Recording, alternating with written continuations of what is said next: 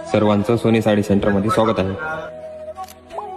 आपल्याला new stock आलेला आहे. आर्या वर्क मध्ये साडी आली आहे, पैठणी मध्ये पूर्ण ऑरवर भरीव बुट्टा आहे. बघू शकता तुम्ही भरीव पदर मध्ये पूर्ण साडीला बुट्टा आहे. पैठणी बॉर्डर आर्या वर्क मध्ये पूर्ण डिझाईन ब्लाउज आहे.